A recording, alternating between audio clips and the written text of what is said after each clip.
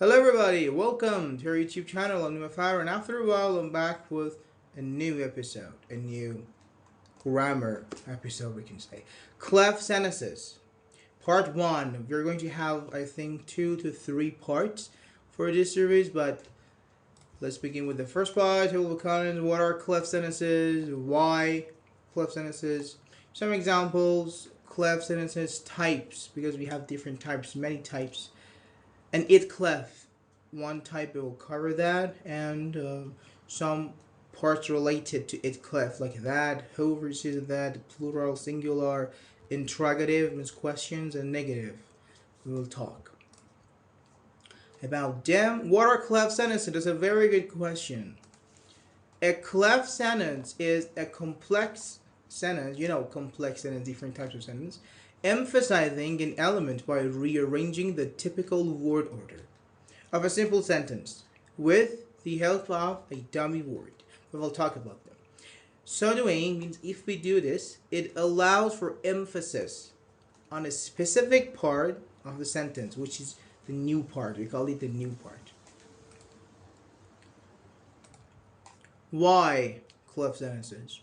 This is a good question because you can say we can easily, let me bring it here. We can easily, let's say, talk about sentences without using complex structures, but cleft sentences are commonly used in our daily conversation, spoken English, so as to, means in order to, connect the part of a message that is already known or understood with the part which is new for the listener.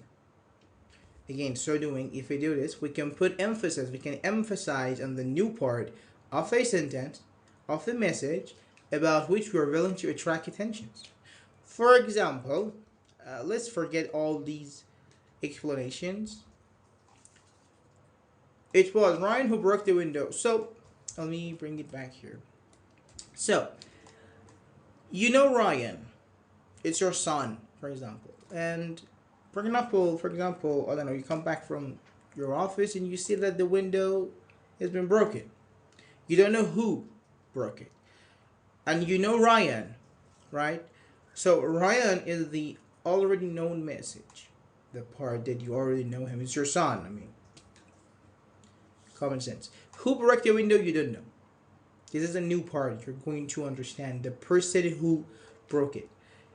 So I said, for example, hey, it was Ryan who broke the window. So really, it was Ryan. So Ryan, why did you do that?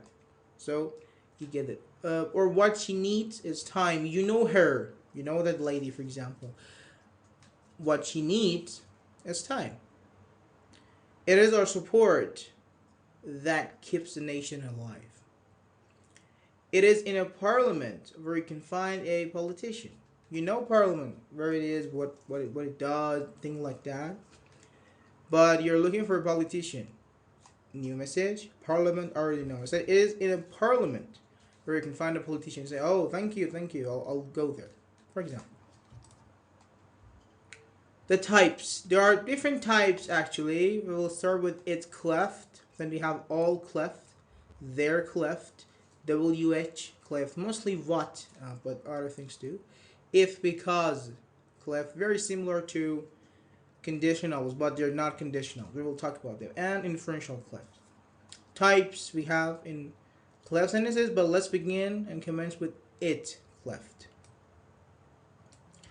The most common and used type is it cleft, and cleft sentences are known and recognized by this thing.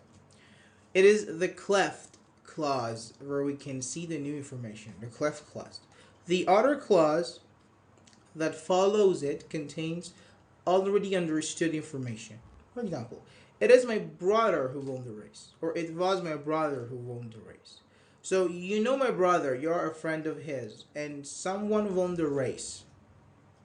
You're looking for the person who won the race, my brother. So it was my brother who won the race.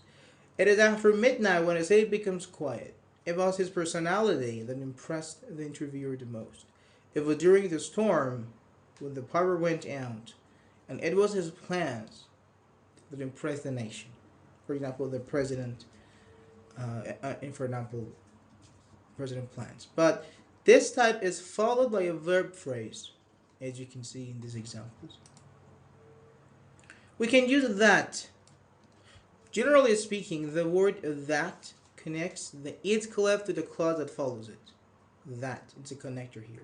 We can omit, means remove, delete it if it is the object, like relative clauses, something like that. It is normally seen in spoken English. For example, it was your father, David, I met. It was your father, David, that I met. Sometimes something like, for example, I don't know.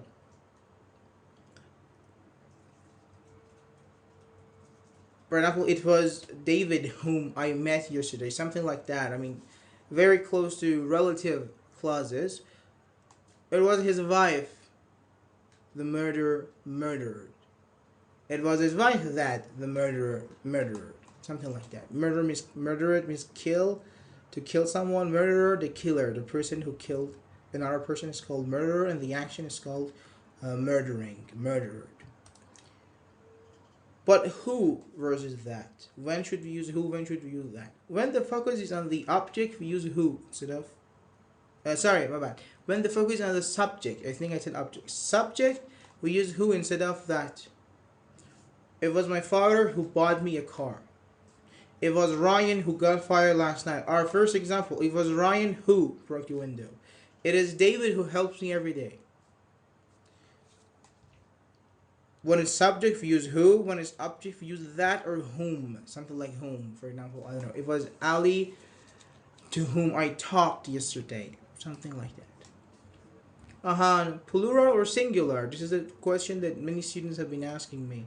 Because I've taught this once on the server English Hub. It doesn't matter. Plural or singular. Just the main verb becomes plural. Provided that you have a plural subject. It follows is all the time. It is the teachers. It is the teachers who act. You say act. You say acts because teachers act. What it is the teacher who acts as a bridge between generations. Next one. It was the girls who won the match. Girls, it was. Yes.